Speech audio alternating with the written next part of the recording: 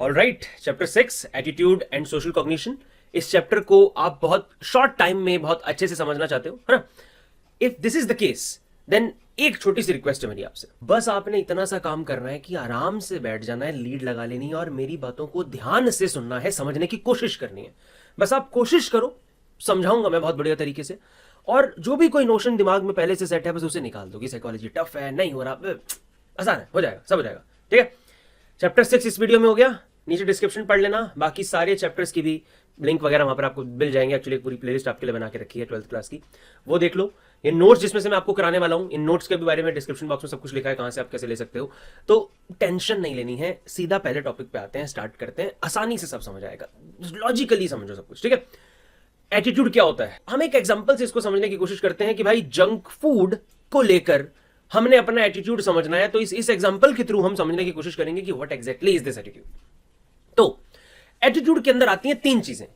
आपका attitude junk food को लेकर क्या है, यह हमें तब पता चलेगा अगर हमें पता चलेगा कि आप जंक फूड के बारे में क्या सोचते हो, आप जंक फूड के बारे में क्या फील करते हो, और आप जंक फूड को लेकर कैसी बिहेवियरल टेंडेंसी अपने अंदर पोजेस करते हो। मतलब कि व्हाट डू यू थिंक, अगर कोई आपको जंक फूड ऑफर करेगा तो आप खाओगे या नहीं खाओगे, आपकी फीलिंग्स कैसी होंगी उस समय मन में, और विचार क्या है आपके मन में जंक फूड को लेकर। इसको टेक्निकली लिख लेते हैं।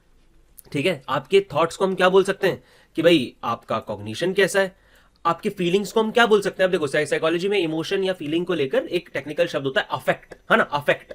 तो अफेक्ट क्या है आपका, कैसा अफेक्ट है आपका उसको लेकर, और देन आपका बिहेवियर कैसा है, मतलब behavioural tendency represents the be here, मतलब बिहेवियर। तो इसीलिए बोला जाता है कि भाई एटीट्यूड के अंदर ना ये ABC कंपोनेंट आता है, ABC, अफेक्ट, बिहेवियर, कॉग्निशन। किसी चीज को लेकर, किसी एटीट्यूड ऑब्जेक्ट को लेकर आपके मन में जो थॉट्स होते हैं, जो फीलिंग्स होती हैं, और जो बिहेवियरल टेंडेंसी होती है, इसके कॉम्बिनेशन को, इसी तीनों चीजों को मिला के हम बोलते हैं कि भाई ये मेरा एटीट्यूड है। फॉर एग्जाम्पल, जंक फूड को लेकर मैं ये सोचता हूं, मेरे विचार ये हैं कि भाई ठीक नहीं है यार, चीज ठीक नहीं है, नहीं खाना चाहिए, हेल्थ के लिए बुरी है, ये है वो है, ये सब मेरे विचार हैं, ये मेरा थॉट हो गया। जंक फूड को लेकर मेरे मन में फीलिंग है कि अरे भाई साहब मजा आते हैं, पॉजिटिव फीलिंग है भाई, हैप्पीनेस है यार, पीस है, लव है? मोमोज, वो ऐसे पाड़ के मोमोज को, उसमें मोमोज की चटनी में है डाल के खाओ, वो साथ में लालची, ओ हो, ऐसी वीडियोस जब देखता हूं ना तो मतलब वो मजा आते हैं। ये मेरी फीलिंग हो गई, वो मेरा थॉट हो गया कि नहीं सही, फीलिंग हो गई पॉजिटिव कि भाई बहुत बढ़िया है, बिहेवियरल टेंडेंसी भी है पॉजिटिव, ला के दो हम खा लेंगे, कोई दिक्कत नहीं है ना। मतलब कि बिहेवियरल टेंडेंसी क्या है कि मैं क्या सोचता हूं कि मैं कैसा बिहेव करूंगा, ऑल्दो मेरा एक्चुअल बिहेवियर उससे अलग हो सकता है। ये भी एक टॉपिक आएगा, उस टाइम पर आपको ये बात भी समझ आ जाएगी। फिलहाल आपने समझना है कि ये BT जो मैंने लिखा है, बिहेवियरल टेंडेंसी, ये एक्चुअल बिहेवियर नहीं है, ये होता है कि हमें क्या लगता है कि हम कैसे बिहेव करेंगे, है ना। तो मोटा मोटा हमें क्या समझ आया कि भाई एटीट्यूड एक ऐसी चीज है जो एटीट्यूड ऑब्जेक्ट के लिए ही होती है। तो एटीट्यूड किसी एटीट्यूड ऑब्जेक्ट को लेकर हमारे थॉट्स, हमारी फीलिंग्स और हमारे बिहेवियरल टेंडेंसी को रिप्रेजेंट करता है। व्हाट इज एटीट्यूड, कि आपका थॉट क्या है उसको लेकर, आपकी फीलिंग कैसी है और आपकी बिहेवियरल टेंडेंसी कैसी है। इसी को हम बोलते हैं एटीट्यूड का ABC कंपोनेंट, है ना। देखो क्या बोल रहा है, the thought component is referred to as the cognitive aspect, emotional component is refers to as the affective aspect, and the tendency to act is called the behavioral aspect. These 3 aspects have been referred to as the ABC component of the attitude, that is known as affective, behavioral and cognitive components of the attitude, है ना। वही सब बात जो मैंने आपको अभी यहां पर समझाई। अब एक डिस्टिंक्शन इन्होंने आपको यहां पर दे रखा था कि भाई नॉर्मल व्यू पॉइंट या थॉट से एटीट्यूड कैसे अलग है, और आगे एक टॉपिक आता है बिलीफ और वैल्यू से कैसे अलग है। तो अब देखो, कोई चीज मेरा जस्ट एक विचार है, मतलब जस्ट एक थॉट है। भाई तू केजरीवाल के बारे में क्या सोचता है, भाई तू मोदी के बारे में क्या सोचता है, भाई मैं नहीं लड़ता इनके लिए, है ना। भाई हर कोई अपने अपने लेवल पर भाई अपना अपना काम ठीक कर रहा है, किसी में कोई गलती है, किसी में कोई दूसरी गलती है, मैं इतना कोई खासा एटीट्यूड नहीं रखता हूं, वो जस्ट मेरा ओपिनियन है, मेरा थॉट है। बट हाँ, अगर कोई मुझे आके बोलेगा कि भाई इंडिया से बढ़िया ये कंट्री है जी, यहाँ पे है, तो भाई ऐसे कैसे यार, हैं तू भाई अपनी कंट्री के बारे में ऐसे बोल रहा है, तो वहां पर मैं हर्ट हो जाऊंगा ना। मतलब भाई मेरा एटीट्यूड है यार, अपनी कंट्री को लेकर पॉजिटिव एटीट्यूड है, भाई ऐसे कैसे को बोल देगा। तो मतलब कि वहां पर हम बात करते हैं कि मेरा एटीट्यूड है क्योंकि वो स्ट्रांग है, तो स्ट्रांग थॉट, स्ट्रांग ओपिनियन। जो अब सिर्फ थॉट बचे भी नहीं है, मैंने आपको बोला ना कि एटीट्यूड के अंदर सिर्फ थॉट नहीं है, उसके अंदर तो इमोशन भी आ गया, बिहेवियरल टेंडेंसी भी आ गई, है ना। तो जब हमारा थॉट किसी चीज को लेकर इतना स्ट्रांग हो जाता है कि उसके अंदर इमोशन जुड़ जाता है और उसके अंदर लाइक बिहेवियरल टेंडेंसी जुड़ जाती है तब वो चीज एटीट्यूड बन जाती है। और एटीट्यूड की डिफाइन यही हो गई कि इसके अंदर 3 कंपोनेंट आते हैं, है ना। तो ये एक बार डिफाइन देख लेते हैं। State of mind, set of views और thoughts regarding some topic accompanied by emotional component and a tendency to act in a particular way, that is all. और एटीट्यूड ऑब्जेक्ट क्या होता है, तो वो सिंपल जिस भी चीज के बारे में हम बात कर रहे हैं, एटीट्यूड अपने आप में नहीं है, कुछ किसी चीज को लेकर ही आपके मन में एटीट्यूड होगा ना ऑब्वियसली। अब भाई एटीट्यूड बिलीफ से कैसे अलग है और एटीट्यूड वैल्यूज से कैसे अलग है? तो एटीट्यूड बिलीफ से अलग है क्योंकि बिलीफ तो एटीट्यूड का पार्ट हो गया ना, अगर आप ध्यान से देखो, है ना। ABC कंपोनेंट मैंने आपको बताया कि एटीट्यूड में 3 कंपोनेंट आते हैं, तो वो जो हमने बात करी थी कॉग्निशन की, बिलीफ तो कहीं ना कहीं हमारा कॉग्निशन ही हो गया ना। तो belief is the part of attitude. अब आप बोलोगे भाई फिर वैल्यू से कैसे अलग है? वैल्यूज क्या होता है? मॉरल वैल्यू अगर आपने सुनी होगी ना, चैप्टर 1 में आपने इसकी डिफाइन भी पढ़ी है, एंड्योरिंग बिलीफ्स। तो एक इंसान के स्ट्रॉन्ग बिलीफ्स जिसके अंदर इमोशन भी कहीं ना कहीं होते हैं, और जहां इमोशन है वहां कहीं ना कहीं एक बिहेवियरल टेंडेंसी भी अपने आप आ जाती है। तो वैल्यूज एटीट्यूड से अलग नहीं है, बल्कि वैल्यूज एक टाइप का एटीट्यूड ही है। वैल्यूज ऐसे टाइप का एटीट्यूड है जिसके अंदर शुड या ऑट वाला फीचर आता है। शुड या ऑट के फीचर का क्या मतलब है यहां पर कि भाई हमें झूठ नहीं बोलना चाहिए यार, झूठ बोलना, चोरी करना, इन सब के लिए हमारे मन में वो जो नेगेटिव एटीट्यूड है ना, उसको हम नेगेटिव एटीट्यूड ना बोलकर वैल्यू बोल देते हैं, क्योंकि इसमें शुड आ गया। We should never lie, we must never lie, we should never drink, we must never drink, we must never hurt anyone etcetera, है ना। तो इसका क्या मतलब हुआ कि ये हमारी शुड या ऑट वाली जो फीचर होते हैं, जो ऐसे एटीट्यूड होते हैं, उनको हम वैल्यूज का नाम दे देते हैं, दैट इज ऑल। ठीक है, तो ये सारे टॉपिक हमने कर लिया। अब एक जरूरी चीज जो मैंने आपको बताई थी कि भाई एटीट्यूड बिहेवियर नहीं होता, वो बात देखो यहां पर भी लिखी है, that attitudes are themselves not behaviour but they represents a tendency to behave और act in a certain way. अब मैंने आपको बोला भाई जंक फूड को लेकर मेरा तो भाई एटीट्यूड पॉजिटिव है, सिर्फ मेरे थॉट्स नेगेटिव थे, इमोशन भी पॉजिटिव था भाई, और मैं तो कहूंगा बिहेवियरल टेंडेंसी भी पॉजिटिव है, बट मेरा जो बिहेवियरल टेंडेंसी है वो पॉजिटिव है कि भाई हाँ, अगर कोई मुझे नॉर्मली मोमोज ला के देगा मैं खा लूंगा, क्या दिक्कत है। बट अगर मेरा पेट खराब है, अगर मेरी तबीयत खराब है, तब मैं नहीं भी दिखाऊंगा ना। मतलब हमेशा हमारा जैसा ट्रू एटीट्यूड हो वैसा ही बिहेवियर हो, जरूरी नहीं होता है, राइट।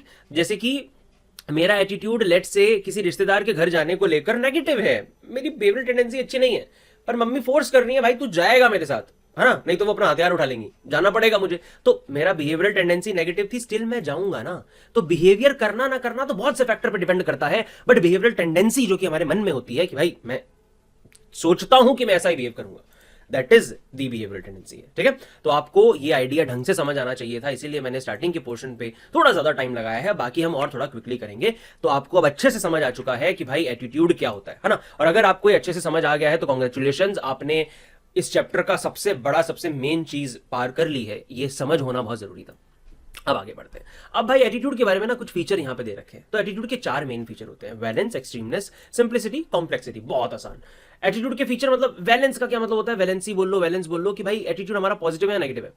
मतलब अगर कोई टेक्निकली आपसे पूछे भाई तेरा एटीट्यूड जंक फूड को लेकर जो है उसका वैलेंस क्या है जी, तो इसका मतलब है वो बोलना चाहता है भाई तेरा एटीट्यूड उसको लेकर न्यूट्रल है, पॉजिटिव है, नेगेटिव है, राइट। मान लेते हैं ये स्केल है 1 से लेके 5 का। 1 का मतलब है जी बहुत ही गंदा लगता है, 5 का मतलब है जी बहुत ही अच्छा लगता है। तो जंक फूड हमें बहुत अच्छा लगता है, मतलब 4 और 4 का मतलब अच्छा लगता है, 5 का मतलब बहुत अच्छा लगता है, 3 का मतलब ठीक ठाक है, 2 का मतलब अच्छा नहीं लगता और 1 का मतलब बहुत ही गंदा लगता है ना। तो यहां पर 1 और 2 represents the negativity of that attitude, 4 और 5 रिप्रेजेंट्स दी पॉजिटिव वाला पार्ट, और 3 represents the neutrality of the attitude, है ना। मतलब बैलेंस का सिंपल मतलब है कि एटीट्यूड पॉजिटिव है, न्यूट्रल है या नेगेटिव है। अब अगले पॉइंट पे आते हैं, एक्सट्रीमनेस। अब देखो इसी सेम स्केल में हमें एक्सट्रीमनेस पता चल जाएगी।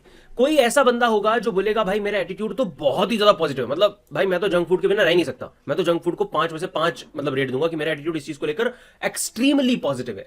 तो कितना पॉजिटिव कितना negative, this is the case of extremeness. The extremeness of an attitude indicates how positive or how negative an attitude is, है ना। तो मतलब एटीट्यूड यहां पॉजिटिव हो सकता है, नेगेटिव हो सकता है, न्यूट्रल हो सकता है, और कितना पॉजिटिव कितना नेगेटिव ये भी एक फीचर होता है एटीट्यूड का, जिसको हम उसकी एक्सट्रीमनेस का नाम देते हैं। ठीक है, अब अगले टॉपिक पे चलते हैं, दैट इज सिंप्लिसिटी या मल्टीप्लेक्सिटी यानी कि कॉम्प्लेक्सिटी। बहुत ईजी है, इसमें दिमाग में लगाना ज्यादा, बस ध्यान से समझो। अगर किसी एक एटीट्यूड ऑब्जेक्ट को लेकर आपके मन में 1 या 2 ही एटीट्यूड्स हैं, you have only few attitudes about any particular attitude object, that represents its simplicity. अगर किसी चीज को लेकर आपके मन में बहुत सारे एटीट्यूड्स हैं तो वो होता है कॉम्प्लेक्सिटी। फॉर एग्जाम्पल फूड, जितनी भी बड़ी बड़ी कैटेगरीज होती है ना, उसको लेकर हमारे मन में ज्यादा एटीट्यूड्स ही होते हैं। जैसे फूड है जी, तो मैं आपको पूछूं भाई आपका एटीट्यूड फूड को लेकर कैसा है, तो आप कंफ्यूज रहोगे, भाई क्या बात कर रहा है यार, भाई पनीर के लिए तो यार 5 में से 5 है, भाई टिंडे के लिए 2 है यार, अबे करेला छी 1 माइनस में होता तो भी दे देता, पिज्जा अरे 5 से भी ज्यादा, मोमोज हाँ ठीक है 4, है ना, छोले भटूरे अरे भाई दोबारा 5, तो ये क्या करूं इसका मैं, भाई छोले भटूरे के लिए ये है तेरा, पिज्जा के लिए ये है, मोमोज के लिए ये है, बहुत सारे एटीट्यूड हो गए ना। तो मतलब कि ये एटीट्यूड एक कॉम्प्लेक्स एटीट्यूड है। अब मैंने आपसे पूछा भाई तेरा एटीट्यूड तो मुझे बता दे, तेरी कंट्री को लेकर कैसा है, तू मुझे बता दे तेरे पापा को लेकर कैसा है, तेरी मम्मी को लेकर कैसा है ना, जो कोई भाई बंधु और हैं जो आपकी जिंदगी में आपके लिए मैटर करते हैं उनको लेकर कैसा एटीट्यूड है, तो आप बोलोगे अरे बिना सोचे समझे भाई 5, ऐसे कैसे, है ना भाई बहुत बढ़िया एटीट्यूड है यार उनको लेकर, और सिंपल है, मम्मी को लेकर अच्छा एटीट्यूड है बात खत्म, पापा को लेकर अच्छा एटीट्यूड है बात खत्म, है ना, इस दोस्त को लेकर ऐसा है जी बात खत्म। बट अगर मैं बात करूं वही पीपल के बारे में क्या एटीट्यूड है जी, तो एक इंसान के बारे में अलग, दूसरे के बारे में अलग। तो अपने पास सिंपल ध्यान रखना है, जिस भी एटीट्यूड ऑब्जेक्ट के लिए हमारे मन में कुछ एटीट्यूड होते हैं, there are only few attitudes there, तो उसको हम बोलते हैं कि ये है सिंपल एटीट्यूड। और जिस एटीट्यूड ऑब्जेक्ट को लेकर हमारे मन में बहुत सारे एटीट्यूड्स होते हैं उसको हम बोलते हैं कि ये एटीट्यूड कॉम्प्लेक्स है, simple. And then comes the centrality. Centrality एक ऐसा फीचर है जो बताता है कि एटीट्यूड की इंपॉर्टेंस क्या है, इसका सिग्निफिकेंस क्या है आपके एटीट्यूड सिस्टम में। फॉर एग्जाम्पल, अब इसको ध्यान से समझना है, थोड़ा सा टेक्निकल है बट बहुत इजी है। पहले इसको हम डिफाइन कैसे करते हैं, तो attitude centrality refers to the role of a particular attitude in the attitude system. An attitude with greater centrality would influence all the others attitudes in the attitude system. मतलब कि जो एटीट्यूड सेंट्रल होगा उसके अंदर ये शक्ति होगी कि वो अपने आसपास के बाकी सभी एटीट्यूड्स को हिलाने की, इन्फ्लुएंस करने की ताकत रखे, राइट। तो इसका क्या मतलब हुआ, फॉर एग्जाम्पल बहुत सारे दोस्त हैं, है ना, लेट्स से आपके बहुत सारे दोस्त हैं, बट मिस्टर एक्स जो आपका दोस्त है, मिस्टर एक्स को लेकर आपके मन में एक सेंट्रल एटीट्यूड है, वो आपका बचपन का दोस्त है। अब लेट्स से अब आपका एक नया दोस्त बना जिसका नाम है मिस्टर ए, ठीक है, आपका बचपन का दोस्त था मिस्टर एक्स, अब आपका एक नया दोस्त बना मिस्टर ए। तो मिस्टर ए और मिस्टर एक्स की लड़ाई हो गई। अब आपका एटीट्यूड अभी ए के लिए भी पॉजिटिव है और आपका एटीट्यूड जी एक्स के लिए तो पहले से ही पॉजिटिव था, बट ये वाला जो एटीट्यूड आपका एक्स को लेकर था वो एटीट्यूड था एक सेंट्रल एटीट्यूड। तो इसका मतलब होगा कि इस एटीट्यूड में ताकत है आप आसपास के बाकी सभी एटीट्यूड को हिलाने की। तो आप इससे दोस्ती खराब नहीं करोगे, बल्कि आप इस वजह से, इन दोनों की आपसी लड़ाई की वजह से अपना एटीट्यूड ए को लेकर नेगेटिव कर दोगे। मतलब क्या हुआ कि जो एटीट्यूड हमारा सेंट्रल होता है उसके अंदर ये शक्ति होती है, उसके अंदर एबिलिटी होती है कि वो अपने आसपास के बाकी सब एटीट्यूड्स को इन्फ्लुएंस कर सकता है। इसका बहुत बढ़िया एग्जांपल है, मेरा पहला बैच था इसलिए मुझे याद है, वो मेरा फर्स्ट बैच जो मैंने लिया था ट्यूशन क्लासेस का, उसमें एक स्टूडेंट थी मेरी, सान्या नाम था उसका। वो इतनी मतलब डाई हार्ड फैन है मार्वल्स की, है ना, आई थिंक अभी भी होगी ऑब्वियसली। तो वो मार्वल्स की फैन है, उसने मुझे खुद ही क्लास में एग्जाम्पल दिया था जब मैं ये चीज समझा रहा था। कहती सर मेरा एक नया नया दोस्त बना था कोई है, और उसको लेकर उसने अपना एटीट्यूड नेगेटिव कर दिया क्योंकि उसने मार्वल्स की बेइज्जती कर दी। मतलब, और वो कहती मैं अपने दोस्तों से लड़ जाती हूं उसको लेकर। मतलब कि अगर कोई मार्वल्स की बेइज्जती करता है उसके सामने तो वो अपना एटीट्यूड उस बंदे को लेकर बदल सकती है, बट मार्वल्स को लेकर नहीं बदलेगी। तो इससे हमें पता चला कि उसके एटीट्यूड सिस्टम में मार्वल्स को लेकर एक सेंट्रल एटीट्यूड है ना। तो ये है सेंट्रलिटी का मतलब। एक बार इसे रीड करो वीडियो को पॉज करके, तो आपको आसानी से सारी चीजें समझ आ जाएंगी। फिर अगले टॉपिक पे चलते हैं। ऑलराइट, अब इस चैप्टर के मेन सेगमेंट्स में हम घुसने जा रहे हैं, दैट इज कि एटीट्यूड फॉर्म कैसे होता है और एटीट्यूड बदलते कैसे हैं। अब इसको ध्यान से समझना, बहुत आसान टॉपिक है। एटीट्यूड जैसे भी बनते हैं ना, वो लर्निंग से ही बनते हैं। मतलब एटीट्यूड्स हमारे अलग अलग चीजों को लेकर अलग अलग तरीके के एटीट्यूड्स हैं। जैसे भाई कोई कहता है यार नॉनवेज खा लेना चाहिए, कोई कहता है भाई नॉनवेज नहीं खाना चाहिए, कोई कहता है जी भाई ये अच्छी चीज है, किसी के लिए वो अच्छी चीज नहीं होती, किसी के लिए कुछ और अच्छा होता है। तो मतलब कि हर किसी इंसान के एटीट्यूड वो बने ही है ना समहाउ। कैसे बने? आपको क्यों वही हीरो अच्छा लगता है, वही एक्टर अच्छा लगता है, वही क्रिकेटर अच्छा लगता है, आपको क्यों यही सब्जेक्ट अच्छा लगता है, वगैरह वगैरह, ये सब एटीट्यूड जो हमारे मन में बने हैं वो इन्हीं कुछ प्रोसेसेस के थ्रू ही बने हैं समहाउ। और इन प्रोसेसेस में सबसे बड़ा जो ऊपर लाइक अम्ब्रेला टर्म की तरह जो आता है दैट इज लर्निंग। लर्निंग के अंदर ही फर्दर ये सारे देन टाइप्स हैं। मतलब हम सब ने सभी एटीट्यूड जितने भी हमारे अंदर हैं वो सीखे ही हैं। कैसे कैसे सीखें? तो लर्निंग हो सकती है बाय एसोसिएशन, लर्निंग हो सकती है बाय रिवॉर्ड पनिशमेंट, लर्निंग हो सकती है और भी बहुत सारे तरीकों से। What is learning of attitude through association? इसका मतलब होता है कि लाइक कई बार क्या होता है, हम अपना एटीट्यूड किसी और चीज को लेकर किसी के थ्रू बना लेते हैं। समझो, मिस्टर ए का एटीट्यूड मिस्टर बी के लिए पहले से ही पॉजिटिव था और मिस्टर बी का एटीट्यूड सी को लेकर पॉजिटिव था, तो ए का एटीट्यूड भी सी को लेकर ऑटोमेटिकली पॉजिटिव हो जाएगा। ये ऐसा कुछ शायद आपने मैथ्स में पढ़ा होगा, if A is equal to B and B is equal to C then automatically A is equal to C, right. तो अगर आपका attitude let's say Virat Kohli को लेकर पॉजिटिव है और विराट कोहली का एटीट्यूड क्रिकेट को लेकर पॉजिटिव है, तो ऑटोमेटिकली आपका एटीट्यूड क्रिकेट को लेकर पॉजिटिव हो जाएगा, क्योंकि आपने एसोसिएट कर लिया, है ना। उन दो लोगों के बीच ऑलरेडी एसोसिएशन थी, मतलब उन दो चीजों के बीच विराट कोहली और cricket were associated and you had a positive attitude towards Virat Kohli, so automatically you will have a positive attitude towards cricket too, that is all. ठीक है, तो इस तरीके से भी हमारे एटीट्यूड्स बनते हैं। इसके अलावा दूसरा आता है learning of attitudes by being rewarded और बाय बीइंग पनिश्ड। इसका क्या मतलब होता है? अब ये तो बचपन से ही हमारे साथ ऐसा होता आ रहा है ना। लाइक मम्मी पापा ने जिन जिन चीजों के लिए बचपन से हमें प्रेज किया है, उन चीजों के लिए हमने पॉजिटिव एटीट्यूड बना लिया। जिन चीजों के लिए हमें पनिशमेंट दी है, उन चीजों के लिए हमने नेगेटिव एटीट्यूड बना लिया बचपन से, है ना। जैसे भाई जब कभी हमने बात करी झूठ बोलने की या कुछ चोरी चोरी करने की, तो चाटा पड़ा, तो लाइक मतलब डांट पड़ी, तो उन चीजों के लिए नेगेटिव एटीट्यूड बन गया कि नहीं जी ये चीज नहीं करनी, है ना।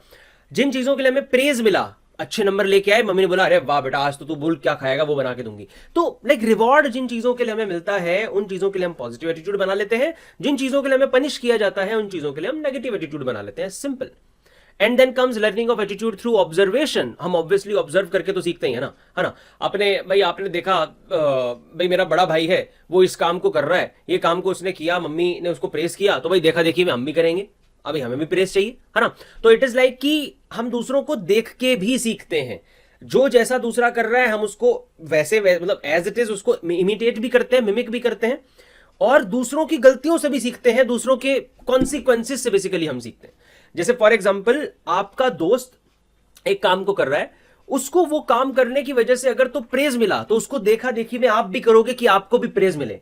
पर अगर आपका दोस्त जो काम कर रहा है वो करने पर उसे पनिशमेंट मिली, उसको कुछ नेगेटिव कॉन्सिक्वेंस मिला, तो आप उस काम को नहीं करोगे, है ना। मतलब कि हम दूसरों के कॉन्सिक्वेंसेस से भी सीखते हैं, सिर्फ अपने से नहीं।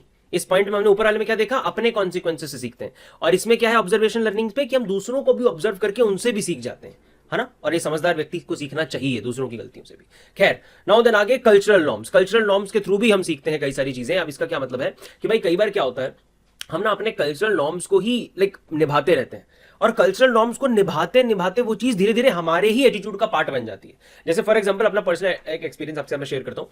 बचपन से लाइक हमारी जो फैमिली है उसमें ऐसा नहीं है कि भाई तब तुम नाइट आउट वगैरह के लिए जा सकते हो। अब मेरे कई सारे दोस्त हैं जो आज भी इवन मतलब वो बाहर जाते हैं, वो नाइट आउट वगैरह के लिए रुक जाएंगे, और मैं अभी भी, आप तो अपनी बात कर रहे होगे, आपको लगता होगा भैया हम भी नहीं जा सकते, भैया अपनी छोड़ो मैं अभी भी नहीं जा सकता हूँ, है ना। Like we are running, we are like everything. अब भाई बहुत हम मैच्योरिटी अटेन कर चुके हैं, है ना, बट स्टिल अभी भी अब हम उस चीज को नहीं कर सकते, क्योंकि वो नॉर्म नहीं है यार अब। और अब वो सिर्फ नॉर्म नहीं रहा है, अब वो कहीं ना कहीं मेरा ही खुद का एटीट्यूड बन गया है। अब मुझे लगता है कि शायद ठीक नहीं ही है नाइट आउट, है ना। तो कल्चरल नॉर्म्स को पूरा करते करते निभाते निभाते कई बार हम खुद भी कई सारे एटीट्यूड्स को सीख जाते हैं। जैसे फॉर एग्जांपल नमस्ते करना। आप मुझे बता सकते हो किस पर्टिकुलर डेट पे आप नमस्ते करना सीखे, बड़ों के पैर छूना सीखे? नहीं, कोई एक डेट नहीं थी उसकी। आपने देखा जी मम्मी करती हैं अपने बड़ों को, जी हम भी करेंगे। आपने देखा मंदिर में जाते हैं जी चप्पल बाहर उतार के जाते हैं, हम भी ऐसा करेंगे, है ना। मतलब कई सारी चीजें हैं हमने अपने कल्चर में देखी, अपने कल्चर का हमारा नॉर्म था, है ना, उसको हमने फॉलो करा, और फॉलो करते करते आज वो चीज हमारे ही उसका पार्ट बन गई है। और कल्चर नॉर्म इतना बड़ा टॉपिक है कि इसके अंदर ऑब्जर्वेशन लर्निंग भी आ जाता है, रिवॉर्ड पनिशमेंट भी आ जाता है, और एसोसिएशन भी इसी का पार्ट हो जाता है एक तरीके से, ठीक है। उसके बाद learning through exposure to information. ये एक लौती ऐसी प्रोसेस है जो इस सारी लर्निंग की प्रोसेस को, एटीट्यूड फॉर्मेशन को आपके हाथ में छोड़ती है। अगर आप अभी तक देखो तो इनमें से कुछ भी आपके हाथ में था क्या? मतलब भाई जैसी चीजों के लिए एसोसिएशंस क्रिएट होंगी वैसे एटीट्यूड बन जाएंगे। जो मम्मी पापा वगैरह आसपास के लोग, सोसाइटी जिस चीज के लिए प्रेज करेगी उसके लिए पॉजिटिव, जिसके लिए पनिश किया उसके लिए नेगेटिव। जिनको देखेंगे आसपास सोसाइटी को ही तो देख के हम सीख रहे हैं। कल्चर भी कौन बनाता है? मतलब हमारी सोसाइटी एक तरीके से। तो मतलब कि इन चारों प्रोसेसेस में सोसाइटी के हाथ में ही सारी पावर थी कि आप किन चीजों के बारे में क्या सोच रखोगे, क्या फीलिंग रखोगे, क्या बिहेवियर टेंडेंसी रखोगे। बट ये एक लौता ऐसा पॉइंट आता है जो इस प्रोसेस का कंट्रोल आपके हाथ में देता है, that is learning through exposure to information.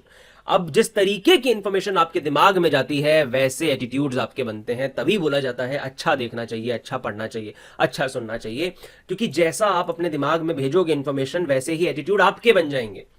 है ना।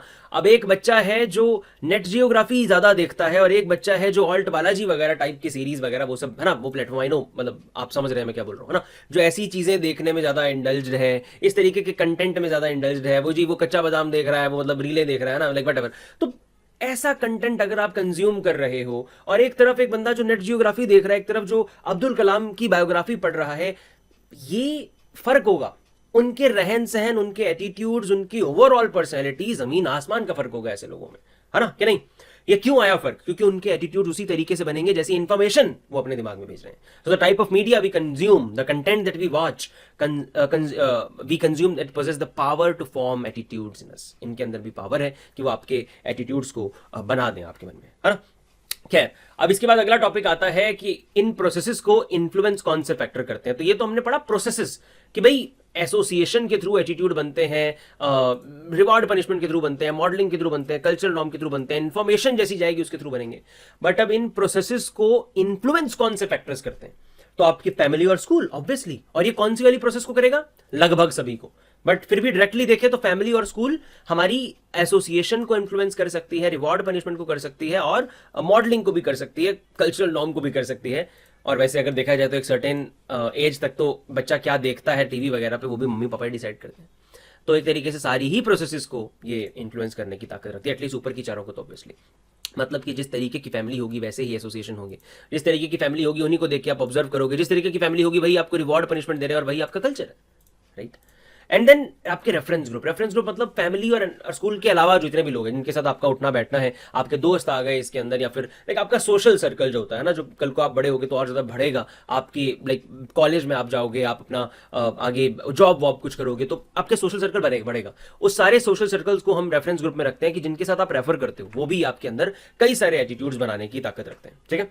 उसके बाद हम आते हैं आपके पर्सनल एक्सपीरियंसेस पर। तो पर्सनल एक्सपीरियंसेस भी हमारे एटीट्यूड की इन सभी प्रोसेसेस को इन्फ्लुएंस करने की ताकत रखते हैं। जस्ट फॉर एग्जांपल, आपका एटीट्यूड आपके दोस्त को लेकर पॉजिटिव था जी, ठीक है। राम का एटीट्यूड शाम को लेकर पॉजिटिव था और शाम को मैथ्स बहुत अच्छी लगती थी। तो क्योंकि राम को शाम अच्छा लगता था, शाम को मैथ अच्छी लगती थी, तो राम ने मैथ के लिए पॉजिटिव एटीट्यूड बना लिया और राम ने 11th क्लास में मैथ्स ले ली। फिर उसके बाद क्या हुआ कि मैथ्स ने मतलब आई मीन कि फिर उसको समझ आ गया कि भाई मैथ्स तो मेरे बस की बात नहीं है ना। फिर धीरे धीरे ऐसा हुआ कि उसको लगने लग गया कि भाई ये तो क्या हो गया, इसमें तो नंबर थे फिर भी ठीक था, अब तो इसमें मैथ्स में अल्फाबेट आ रहे हैं। तो फिर मतलब वो हिल गया कि भाई ये तो नहीं हो पाएगा हमसे। तो ऑल्दो उसका एटीट्यूड इस प्रोसेस के थ्रू पॉजिटिव बन गया था मैथ्स को लेकर, पर उसका पर्सनल एक्सपीरियंस हुआ और उसे लगा भाई बहुत बेकार चीज है भाई ये तो, इसके तो ना हो पाएगा। तो उसका एटीट्यूड बदलने की ताकत रखते हैं पर्सनल एक्सपीरियंस। मतलब कि पर्सनल एक्सपीरियंस में तो बहुत बड़ी ताकत है ना, आपका सभी प्रोसेसेस को इन्फ्लुएंस कर सकती है।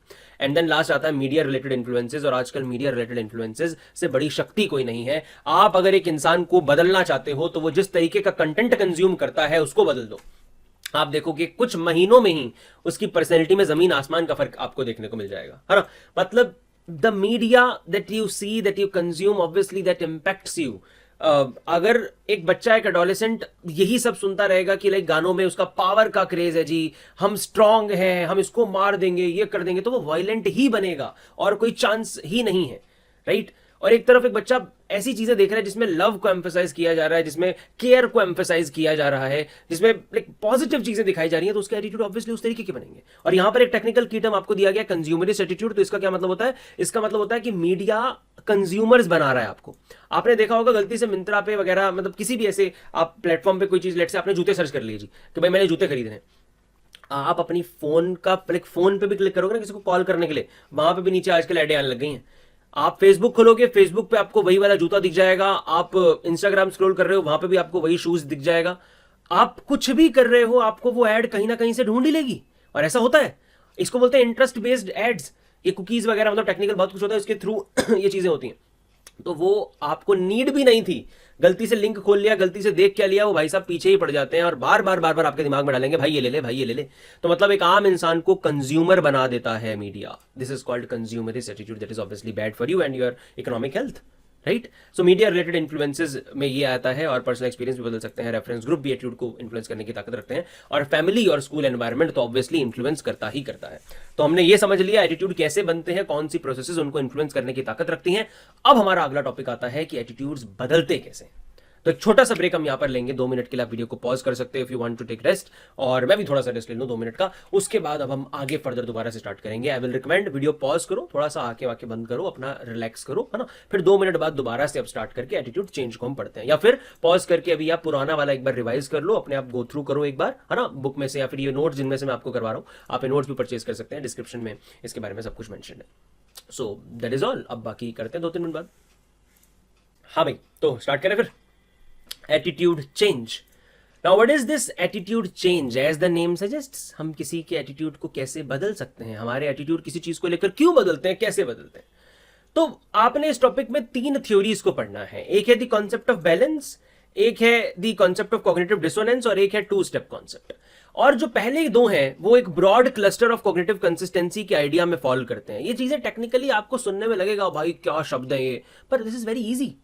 कॉग्निटिव कंसिस्टेंसी एक आइडिया है, एक कॉन्सेप्ट है जो मानता है कि यार आपके दिमाग में ना शांति होनी चाहिए, कंसिस्टेंसी होनी चाहिए, वो उथल पुथल नहीं होनी चाहिए, राइट? आपके दिमाग में कंसिस्टेंसी होनी चाहिए, because inconsistency is logically uncomfortable, that is all. तो इस आइडिया को लाइक प्रमोट करते हुए 2 थ्योरीज आती हैं। एक है द कॉन्सेप्ट ऑफ बैलेंस और एक है द कॉन्सेप्ट ऑफ डिसोनेंस। मतलब ये दोनों थ्योरीज इसी ब्रॉड आइडिया का सब पार्ट है। तो under cognitive consistency we have 2 theories, concept of balance and concept of cognitive dissonance. इसके अलावा एक अलग से है जो इंडियन थ्योरिस्ट की थ्योरी है, that is 2 step concept by S M Mohsin. तो पहले हम बात करते हैं कॉन्सेप्ट ऑफ बैलेंस की। ये हमें फ्रिट्ज जेडर ने दिया है, और फ्रिट्ज जेडर आपको क्या बोलना चाहता था। अच्छा, एक तो पढ़ने को लेकर ही अपना एटीट्यूड बदल लो आप, है ना। हमारा एटीट्यूड क्या है पढ़ने को लेकर, भाई हम रटेंगे जी, पढ़ना मतलब यार वो हो करना पड़ेगा, फीलिंग हो नेगेटिव, बिहेवियरल टेंडेंसी भी नेगेटिव, बट पेपर आते हैं तो अब देखो वीडियो देख रहे हो आप। तो मतलब कि आपको एटीट्यूड ऐसा बनाना चाहिए कि भाई कोई आपको कुछ सिखाने की कोशिश कर रहा है। ये फ्रिट्ज जेडर हमारे जैसे बंदा था यार, मतलब ऑब्वियसली पढ़ने लिखने वाला थोड़ा ज्यादा, तो मतलब ये कुछ बोलना चाह रहा है, इसको कुछ समझ आया था, इसने कुछ खोज करी थी, भाई देख ऐसा होता है ना। तो क्या कहना चाहता था ये सिंपल सी बात कहना चाह रहा है कि भाई देख एटीट्यूड कब बदलता है, इसकी एटीट्यूड चेंज की थ्योरी है ना। तो ये कह रहा है भाई जब ना हम लॉजिकली अनकंफर्टेबल फील करते हैं, अनकंफर्टेबल जब हम फील करते हैं तब हम एटीट्यूड को चेंज कर लेते हैं। क्या मतलब हुआ जी इसका? ये बोल रहा है भाई किसी भी एक सिचुएशन में जहां पर तेरे को अनकंफर्टेबल लग रहा है, तू इम्बैलेंस में लग रहा है, टेक्निकल शब्द है इम्बैलेंस में लग रहा है, वहां पर तू एटीट्यूड को चेंज कर लेगा towards the state of balance, ताकि तू दोबारा से बैलेंस को अटेन कर पाए। अब इसको एक एग्जांपल से समझाया गया। इसने अपनी थ्योरी को एक्सप्लेन करने के लिए एक एग्जांपल में ट्रायंगल का जिक्र किया, और वो ट्रायंगल ही इतना फेमस हो गया कि लोगों ने इसके ट्रायंगल के नाम से ही थ्योरी को आजकल जाने लगे हैं। तो इस थ्योरी का एक और नाम है POX ट्रायंगल थ्योरी। तो इसने एक एग्जांपल दिया, भाई मान ले P लड़का है जी, O लड़की है भाई, और जो X है वो डाउरी है, ठीक है। मतलब आपकी बुक में हो सकता है थोड़ा बहुत अलग दिया हो, बट मैं जस्ट समझा रहा हूँ, है ना, आपको समझना जरूरी है, उस पर फोकस करो, बुक वाला एग्जांपल जरूरी नहीं, हम एज इट इज करें। तो P का मतलब है लड़का, O का मतलब हो गया भाई हमारी लड़की, है ना, इसको हम लिख लेते हैं ही शी। तो ये हो गया H, ये हो गया S, और ये हो गया भाई D से डाउरी, दहेज। लड़का हमारा पिछड़ी सोच का है जी, लड़का कहता है भाई मुझे तो दहेज चाहिए, लड़की कहती है भाई ऐसे कैसे दहेज दे दे, एक तो भाई मैं मिल रही हूं तेरे को, है शक्ल देख अपनी, ऊपर से तू दहेज मांग रहा है। और लड़के को मतलब दहेज चाहिए, तो हम क्या बोलेंगे कि यहां पर पॉजिटिव आ गया, लड़के को दहेज चाहिए और लड़के को लड़की भी चाहिए, है ना, मैं लड़की को भी लड़का चाहिए, लड़के को लड़की चाहिए, उन दोनों का आपस में पॉजिटिव पॉजिटिव है। और लड़की का एटीट्यूड दहेज को लेकर हो गया नेगेटिव। तो इन शॉर्ट आप मुझे खुद सोच के बताओ ये सिचुएशन बैलेंस होगी या इम्बैलेंस होगी? ऑब्वियसली इम्बैलेंस, है ना, क्योंकि बैलेंस नहीं है ना, शादी होने वाली थी, दोनों एक दूसरे को पसंद करते हैं, पर दहेज का पंगा पड़ गया। तो 2 पॉजिटिव और 1 नेगेटिव, ये सिचुएशन हो गई इम्बैलेंस की सिचुएशन।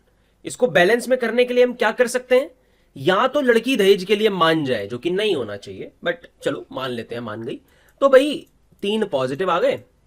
अब हम सही गलत की बात नहीं कर रहे हैं, है ना, कहीं कमेंट्स में लिख दो ये भगवान दहेज को प्रमोट कर दिया, भाई मैं बस एग्जांपल दे रहा हूं आपको, है ना। तो अगर 3 पॉजिटिव यहां पर आ गए तो ये हो गया बैलेंस, मतलब कि अब भी सिचुएशन लॉजिकल हो गई, बैलेंस हो गई, कोई बात नहीं, बढ़िया।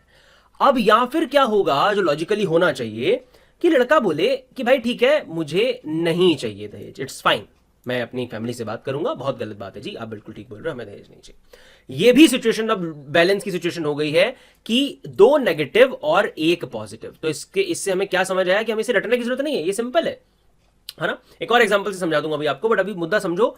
इम्बैलेंस हो गया, 2 पॉजिटिव 1 नेगेटिव, और बैलेंस की स्टेट होती है जब 2 नेगेटिव और 1 पॉजिटिव होते हैं, है ना। तो बेसिक आइडिया क्या कहना चाहता था ये, कि जब जब आप इम्बैलेंस की स्टेट में होगे तब तब आप अपना एटीट्यूड चेंज कर लोगे towards the state of balance.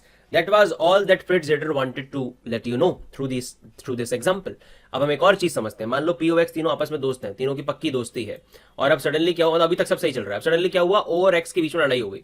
तो ये स्टेट अगेन क्या आ गई, इम्बैलेंस की स्टेट, क्योंकि 2 पॉजिटिव हो गए 1 नेगेटिव हो गया। तो ये फ्रिट्जेटर ने बोला था कि जहां 2 पॉजिटिव 1 नेगेटिव है, ये सिचुएशन इम्बैलेंस की होती है। मतलब भाई तीनों बेस्ट फ्रेंड थे, एक की लड़ाई हो गई, दिक्कत हो गई ना यार, पी के हिसाब से देखें तो, है ना। पी अब किससे बात करे, ये इससे भी बात कर रहा है, इससे भी कर रहा है, तो ये आपस में बोलेंगे भाई नहीं तू ऐसे कैसे कर रहा है, तो या तो ये इनकी सुलह करवा दे तो भी पॉजिटिव हो जाएगा, और या फिर ये किसी एक को चूज कर ले कि ठीक है भाई ले यार तू मेरा बढ़िया दोस्त था, तो चल मैं एक्स को लेकर अपना एटीट्यूड बदल लेता हूं, राइट। और यहां पे लागू होगा concept of centrality, if you remember, जो मैंने स्टार्टिंग ऑफ वीडियो में आपको बताया था कि इसका एटीट्यूड शायद सेंट्रल होगा ओ को लेकर, इसलिए उसने अपना एटीट्यूड एक्स को लेकर बदल दिया।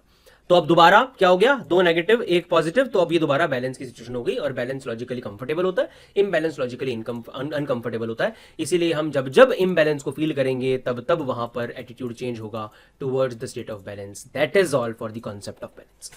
ठीक है, इसको वीडियो को पॉज करके एक बार पढ़ लेना, समझ लेना, आपको इजीली ये चीज समझ आ जाएगी, जितना मैंने बताया उतना ही। उसके बाद हम आते हैं कॉन्सेप्ट ऑफ कॉग्निटिव डिसोनेंस पे। Now what is this concept of cognitive dissonance? Concept of cognitive dissonance हमें दिया था लियोन फेस्टिंगर ने। तो फेस्टिंगर क्या बोलना चाहता था, ये कहता है, अब पहली बात, एटीट्यूड के अंदर 3 कंपोनेंट होते हैं, इफ यू रिमेंबर, है ना, ए बी सी कंपोनेंट। ये फोकस करता है सिर्फ सी कंपोनेंट पे, कॉग्निटिव कंपोनेंट पे। और इसका मानना ये है कि अगर आपके मन में किसी चीज को लेकर 2 अपोजिट टेंडेंसीज की कॉग्निशंस हैं तो आप अनकंफर्टेबल फील करोगे। मान लो ये मतलब क्या कहना चाह रहा है कि एक बंदा बोल रहा है भाई मेरे मन में एक तो ये कॉग्निशन 1 ये है कि आई ईट जंक फूड, और कॉग्निशन 2 ये है कि I want to be healthy. So cognition 1 और कॉग्निशन 2 आपस में लॉजिकली इन लाइन नहीं है ना, they are not like logically in a good state, है ना। लॉजिकली अनकंफर्टेबल उसे फील होगा ना, क्योंकि एक कॉग्निशन अलग डायरेक्शन में जा रही है, दूसरी कॉग्निशन अलग डायरेक्शन में जा रही है। I want to be the topper of the school, और दूसरी कॉग्निशन है I don't want to study. कैसे चलेगा भैया? या तो आप ये बोलो I don't want to be the topper of the school, और या फिर आप ये बोलो कि I want to study too, तभी लॉजिकल होगा। तो मतलब कि ऐसी टाइप की कॉग्निशन को हम नाम देते हैं dissonant cognition. This is the state of dissonance, you are experiencing dissonance in your mind. So dissonance means जब एक थॉट अलग जा रहा है, दूसरा थॉट अलग डायरेक्शन में जा रहा है।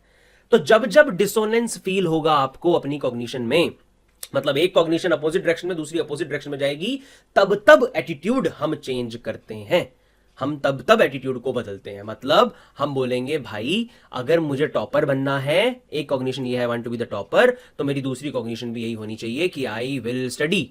अगर मेरी एक कॉग्निशन है कि मुझे फिट होना है, तो मेरी दूसरी कॉग्निशन भी होगी कि मुझे जिम भी जाना है या मुझे हेल्दी ही खाना है, समथिंग लाइक दिस, राइट। इतना सा एक बार पढ़ लो, जो मैंने बोला उसको ध्यान में रखो, आपको अच्छे से समझ आ जाएगा। ठीक है, आगे बढ़ते हैं। 2 स्टेप कॉन्सेप्ट, बहुत ही बढ़िया कॉन्सेप्ट, ये हमें दिया था एसएम मोहसिन ने, अपना मतलब लाइक इंडियन साइकोलॉजिस्ट है बंदा, है ना भाई। तो एसएम मोहसिन सर क्या बोलना चाहते थे? एसएम मोहसिन कह रहा है भाई किसी का भी एटीट्यूड तूने बदलना है, 2 काम कर ले, 2 स्टेप में तो किसी का भी एटीट्यूड बदल सकता है। पहला स्टेप तो हो गया कि तुझे उसको किसी के साथ आइडेंटिफाई करवाना पड़ेगा, और दूसरा स्टेप हो गया कि तूने उसको जिसके साथ आइडेंटिफाई करवाया है उसको बोल अपना एटीट्यूड चेंज कर ले, तो वो बंदा अपने आप ही देखा देखी में अपना एटीट्यूड चेंज कर लेगा। And this is the reason कि क्यों जो लाइक एड्स वगैरह होती हैं उसके अंदर फिल्म स्टार्स को लिया जाता है प्रमोशन के लिए। आपके मन में कभी नहीं आया कि भाई कंपनी का सीईओ खुद आके ऐड क्यों नहीं करता? पेप्सी का फाउंडर कौन है पता है आपको? देखा है कभी? नहीं देखा, मतलब हो सकता है देखा, बट मैंने तो नहीं देखा। और उसकी ऐड कौन कर रहा है जी? सलमान खान करता है भाई, या फिर ये मतलब वो शायद कोको कोला ही करता है, वटएवर। मतलब जो भी कंपनी के अपने ऑनर है वो अपनी ऐड नहीं कर रहे। जोमेटो की ऐड भाई कितने सारे और एक्टर कर रहे हैं। एक्टर ही क्यों कर रहे हैं? क्योंकि उनके साथ लोग ऑलरेडी आइडेंटिफाइड फील करते हैं, फर्स्ट स्टेप ऑलरेडी हो चुका होता है। मतलब ये एसएम मोहसिन कहना चाह रहा है कि भाई 2 स्टेप में हम किसी का भी एटीट्यूड चेंज कर सकते हैं। एक तो होता है टारगेट और एक होता है हमारा, मतलब ये 2 स्टेप नहीं है, मतलब 2 और टर्म्स थी, टारगेट और सोर्स। सोर्स कौन होगा? जो एटीट्यूड को चेंज करवाएगा। टारगेट कौन होता है? जिसका एटीट्यूड चेंज करना है। तो ऑडियंस कौन हो गई? टारगेट। सोर्स कौन हो गया? वो एक्टर।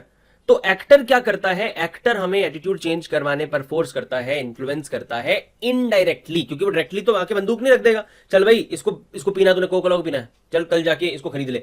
ये कंपनी वाले नहीं कर सकते, इसलिए वो टू स्टेप कॉन्सेप्ट का इस्तेमाल करते हैं। पहले वो क्या करते हैं, पहले वो टारगेट को सोर्स के साथ आइडेंटिफाइड फील करवाते हैं। आइडेंटिफिकेशन का क्या मतलब है जी? Identification means that target has the liking and regard for the source. Target जो है वो पसंद करे सोर्स को, इसको हम बोलते हैं आइडेंटिफाई करता है उसके साथ। और देन अब क्योंकि फिल्म स्टार के साथ लोग ऑलरेडी आइडेंटिफाइड होते हैं, उसको पसंद करते हैं, इसीलिए वो लोग फिल्म स्टार को इतने इतने पैसे देते हैं कि भाई तुम आके मेरी ऐड करो। तो उसके बाद फिल्म स्टार क्या करता है, वो खुद उस ड्रिंक को लेता है। सलमान खान जी किसी से लड़ रहा है और लड़ते लड़ते उसने कोका कोला पी ली, उसके अंदर जान आ गई।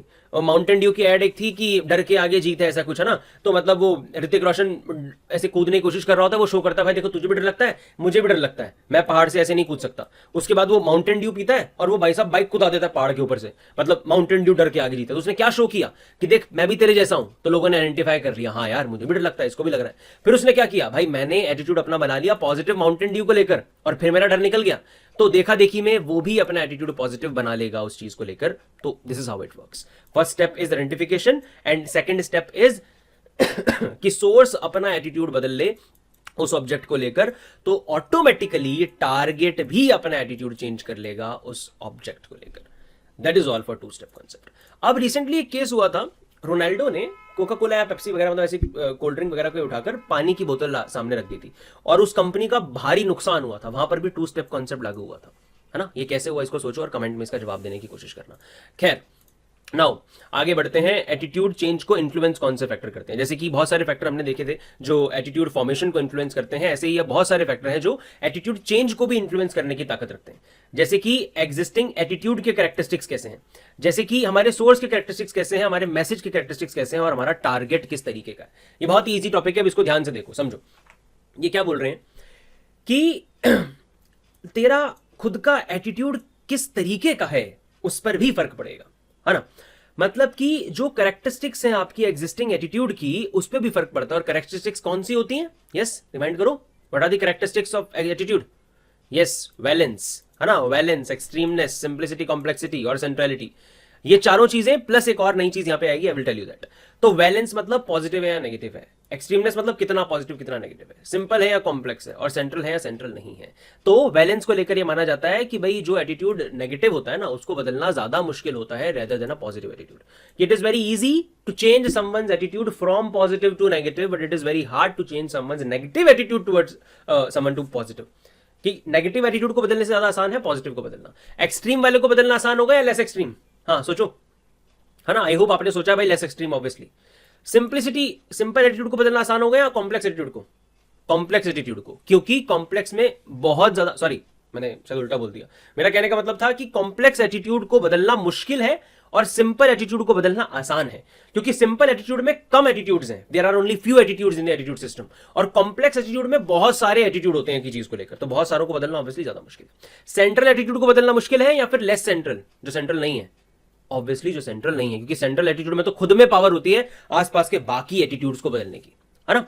तो वैलेंस, एक्सट्रीमनेस, सिंप्लिसिटी, कॉम्प्लेक्सिटी और सेंट्रलिटी, ये हो गया हमारे खुद के एटीट्यूड के फीचर जो इंफ्लुएंस करते हैं कि एटीट्यूड बदलेगा नहीं बदलेगा या कैसे बदलेगा। अब इसके बाद आता है चेंज का डायरेक्शन। ये बहुत इजी है, बट यहां पर दो डायरेक्शन है, कॉन्ग्रेंट चेंज या इनकॉन्ग्रेंट चेंज। कॉन्ग्रेंट चेंज वो होता है जो इजी होता है करना, इनकॉन्ग्रेंट चेंज करना मुश्किल होता है। कॉन्ग्रेंट चेंज का मतलब होता है कि एटीट्यूड लेट से किसी का 1 पे था, हमने उसका एटीट्यूड 1 से 5 को लेके आना है, that will B hard. But हमने किसी का एटीट्यूड 4 से 5 पे लेके जाना है, that will be much more easier than that, right. Congruent मतलब किसी का एटीट्यूड पहले से थोड़ा नेगेटिव है किसी को लेकर, हमने उसे और ज्यादा नेगेटिव करवाना है, दिस इज इजी। पहले नेगेटिव था और ज्यादा नेगेटिव कराना है, सेम डायरेक्शन का चेंज है, दिस इज इजी। या फिर पहले से पॉजिटिव था थोड़ा, हमने और ज्यादा पॉजिटिव कराना है, अगेन सेम डायरेक्शन का चेंज है। बट पॉजिटिव से नेगेटिव पे जाना या नेगेटिव से पॉजिटिव पे आना, दिस इज समथिंग हार्ड। इस चेंज को इनकॉन्ग्रेंट चेंज बोला जाता है, this is hard then congruent change, simple, ठीक है। ये हो गया पहला पॉइंट। दूसरा क्या है, सोर्स के कैरेक्टरिस्टिक। सोर्स मतलब जो बंदा एटीट्यूड को चेंज करवाने वाला था टू स्टेप कॉन्सेप्ट के हिसाब से, that is the actor itself. तो सीईओ खुद आके ऐड शायद इसीलिए नहीं करता है क्योंकि उसे पता है वो क्रेडिबल और अट्रैक्टिव नहीं है। यहां पर अट्रैक्टिव का मतलब सुंदरता से नहीं है, है ना। अट्रैक्टिव का मतलब है कि अपनी बात की तरफ खींच के रख पाता है कोई बंदा, और वो क्रेडिबल भी है, मतलब लोग अट्रैक्टेड है उससे और वो क्रेडिबल है। ये दो मेन फीचर होते हैं हमारे सोर्स के कैरेक्टरिस्टिक्स के। फॉर एग्जांपल वो ऐसा क्यों होता है कि ये कोलगेट की एड में, मतलब किसी भी लेके से टूथपेस्ट की एड में डॉक्टर आके बोलता है जी, या डेटॉल की एड में वो बोलते हैं कि भाई इतने % माओ का भरोसा, या भाई ये जी डॉक्टर का भरोसा, वो व्हाइट कोट पहन के बोल रहा है एक्टर। तो अच्छा बहुत बढ़िया एग्जांपल है, एक्टर बोल रहा है व्हाइट कोट पहन के, एक्टर अट्रैक्टिव भी है और वो क्रेडिबल बन गया डॉक्टर का भेस लेके। तो जितनी ज्यादा क्रेडिबिलिटी और जितनी ज्यादा अट्रैक्टिवनेस होगी उतने ही चांसेस हैं कि हमारा एटीट्यूड बदल जाएगा, है ना। एक तरफ मैं आपको बोल रहा हूं हाँ भाई बुखार है तो पैरास्टामोल ले ले, एक तरफ एक डॉक्टर आके बोल रहा है, आप मेरी बात नहीं मानोगे, आप डॉक्टर की बात मानोगे, क्योंकि वो क्रेडिबल है, भरोसेमंद है उस चीज को लेकर। खैर, इसके बाद मैसेज कैरेक्टरिस्टिक्स। अब मैसेज कैरेक्टरिस्टिक्स क्या होती हैं? मैसेज कैरेक्टरिस्टिक्स मतलब हमारा खुद का मैसेज कैसा है, उसमें क्या पावर है, वो किस तरीके का है। तो मैसेज में हमने कुछ चीजें समझनी है। पहला तो होता है कि क्या हमारे मैसेज में इमोशनल अपील है या लॉजिकल अपील है, इन दोनों में से कोई एक चीज होनी चाहिए, है ना। तो मैसेज अगर हमारा इमोशनल होता है या लॉजिकल होता है तो ही चांसेस हैं कि हम किसी के एटीट्यूड को बदल पाएंगे। जैसे फॉर एग्जांपल मैसेज का मतलब आप ऐड समझ लो कि ऐड कैसी बनी है, क्या बोल रहा है, सोर्स मतलब कौन बोल रहा है, मैसेज मतलब क्या बोल रहा है, द कंटेंट।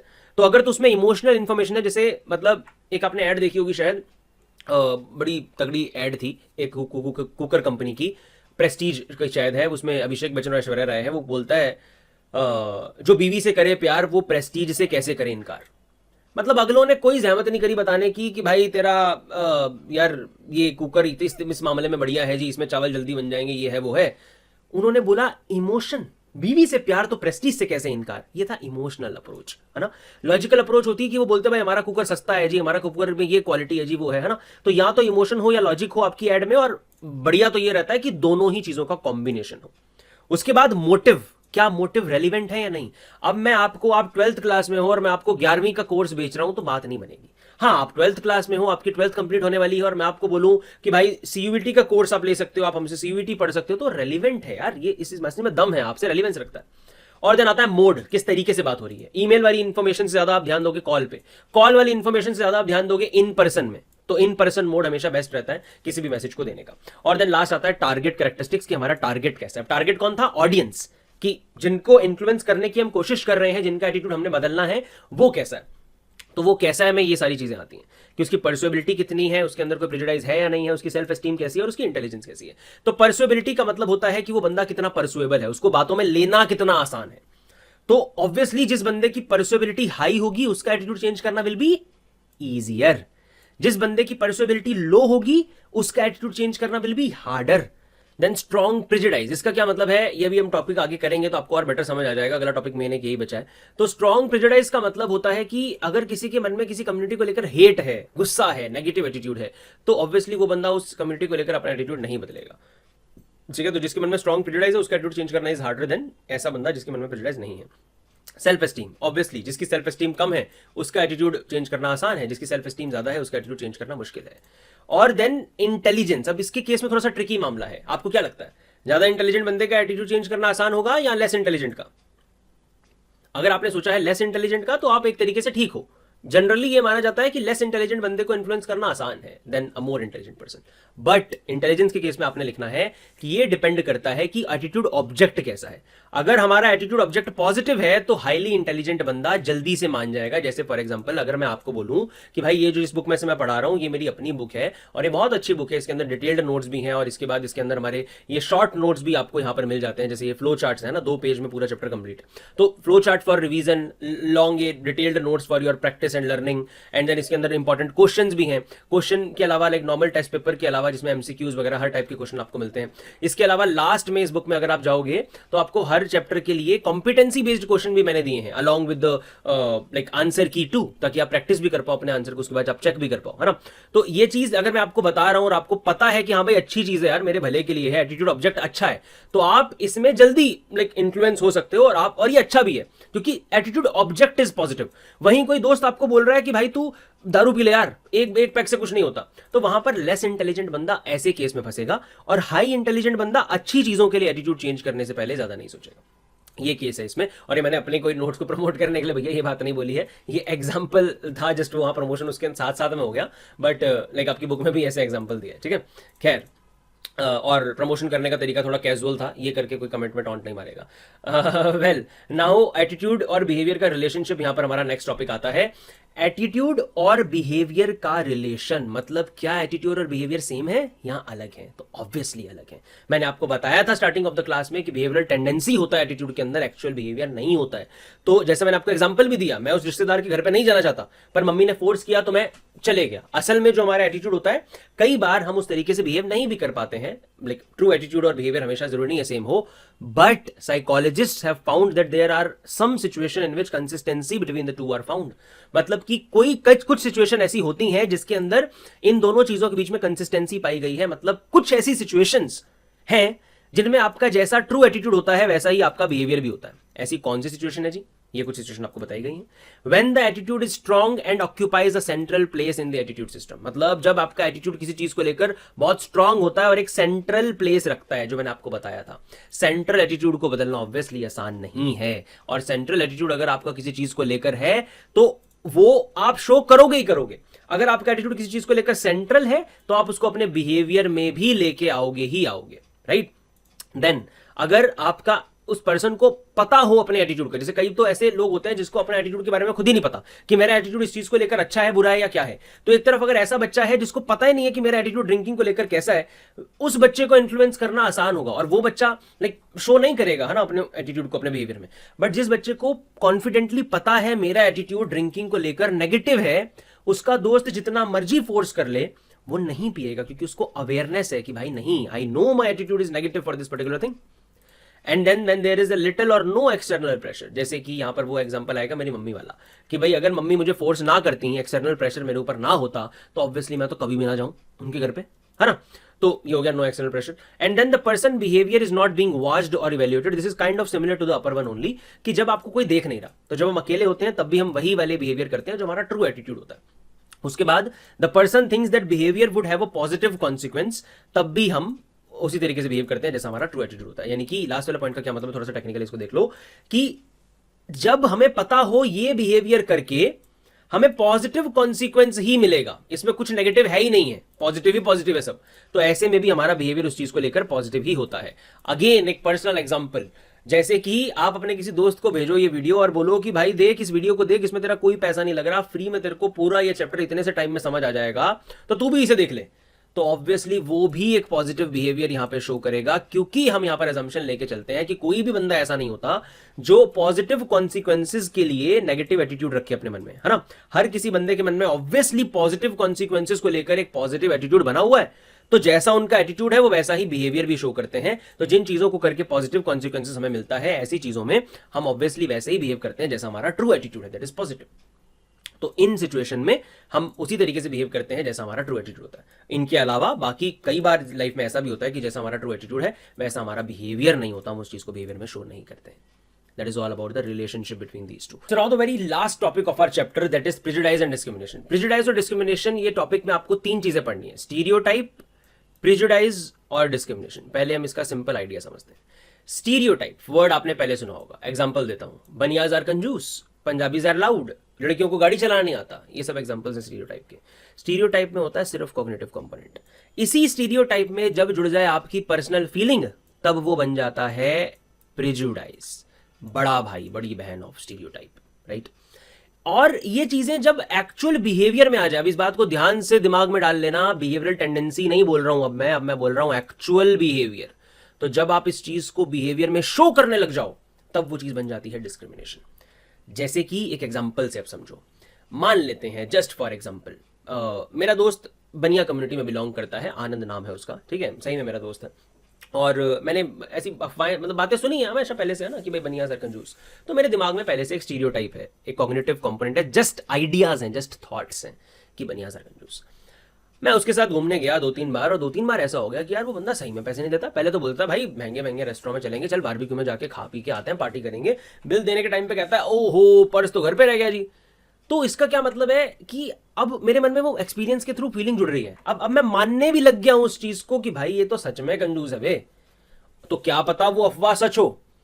अब जब मेरी पर्सनल फीलिंग जुड़ गई और थॉट पहले से ही था, this has become a prejudice now. अब अगर मैं आगे से उसके साथ जाना अवॉइड कर दूं कि उसके साथ मैं ना जाया करूं आगे से, मतलब मैं उसने मुझे बोला भाई चलते हैं, चला यार बाहर चलते हैं, मैंने बोला भाई नहीं यार मैं नहीं जा रहा यार, दिस इज बिहेवियर में शो किया, मतलब डिस्क्रिमिनेशन। ठीक है, अब देखो, अब आपको समझ आएगा। स्टीरियोटाइप सबसे पहले is the cluster of ideas regarding the characteristics of a particular group, है ना, मेरे मन में आइडियाज है उसके लिए।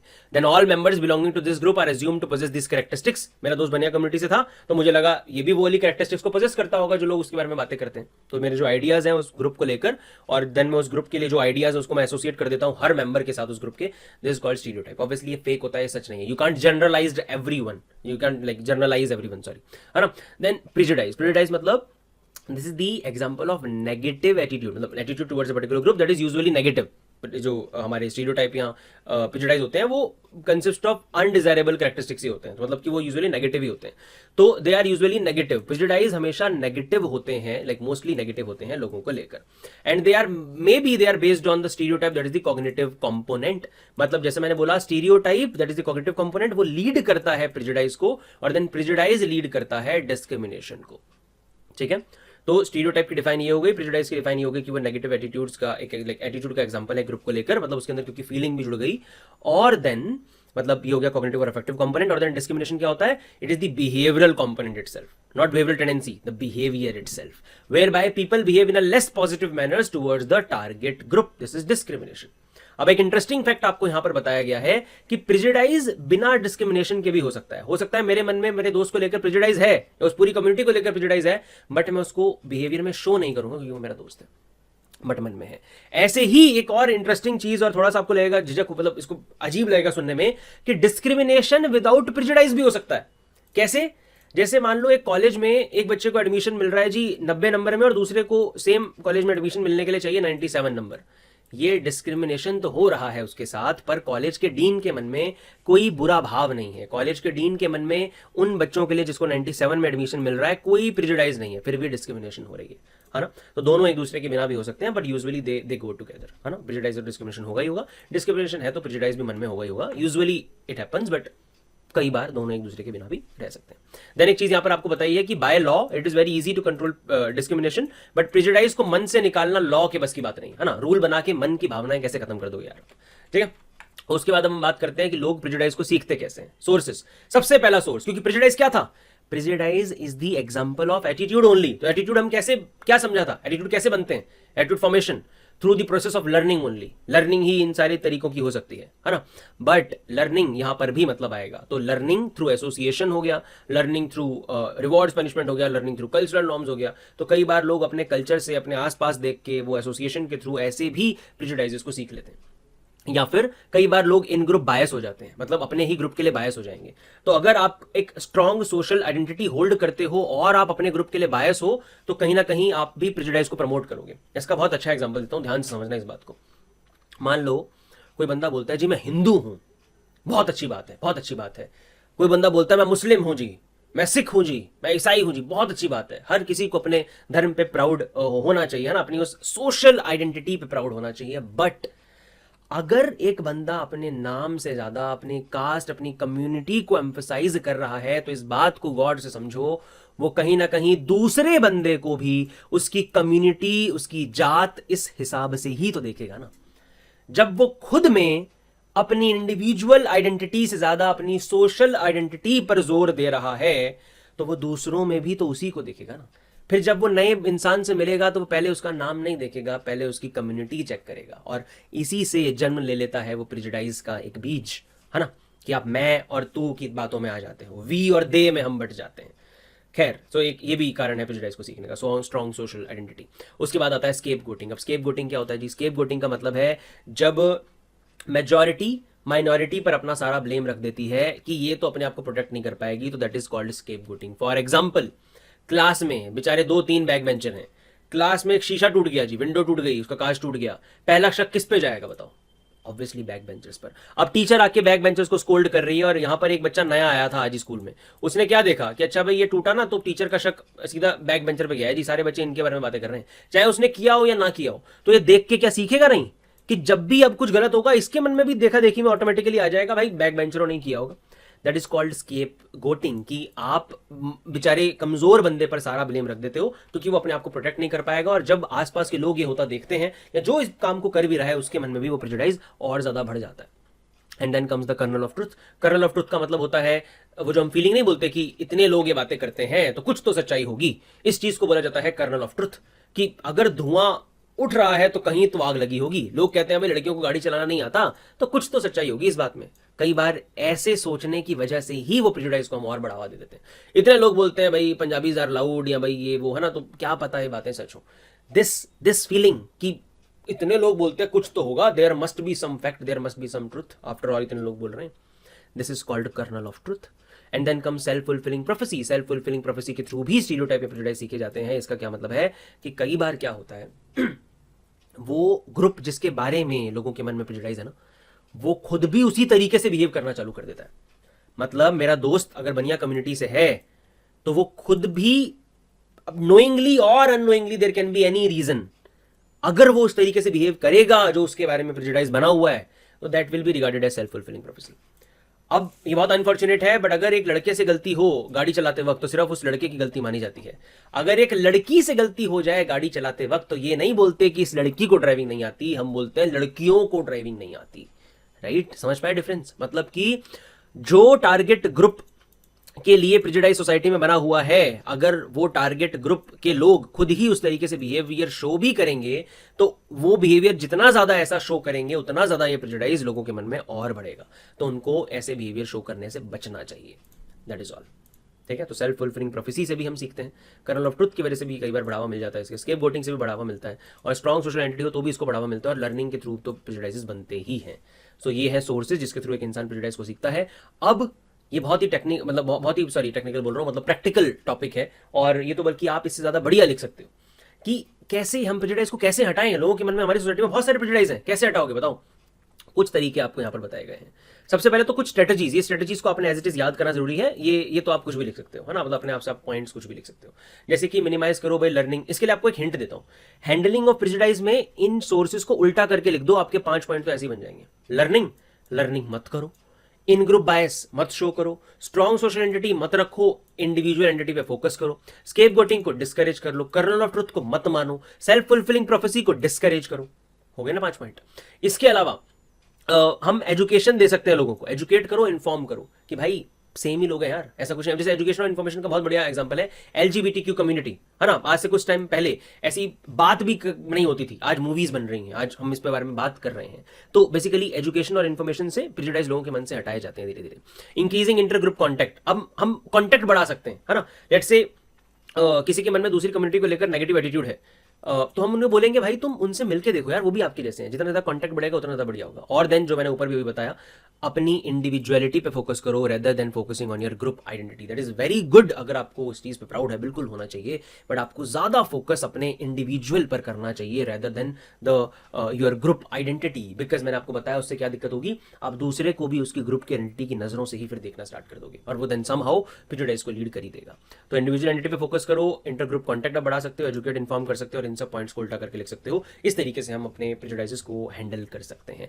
And that is all for this chapter. हाँ, फाइनली वी कंप्लीटेड इट, है ना। तो अब बताओ, इजी था ना? कोई दिक्कत वाली बात नहीं है, सारी साइकोलॉजी ही इजी है। डिस्क्रिप्शन बॉक्स में देख लेना, आपके बाकी सारे चैप्टर्स भी ऐसे वन शॉट हमने कंप्लीट करवाए हुए हैं। इस बुक को आप परचेज कर सकते हो, इसमें ये सारी चीजें आपको मिल जाएंगी, और बहुत ही बढ़िया कंटेंट है यार इसमें। हमारी ऐप आप डाउनलोड कर सकते हो, वेबसाइट से भी आप इसको ले सकते हो। So that is all from my side for this video. Now I will see you in the next lecture. Thank you so much for watching.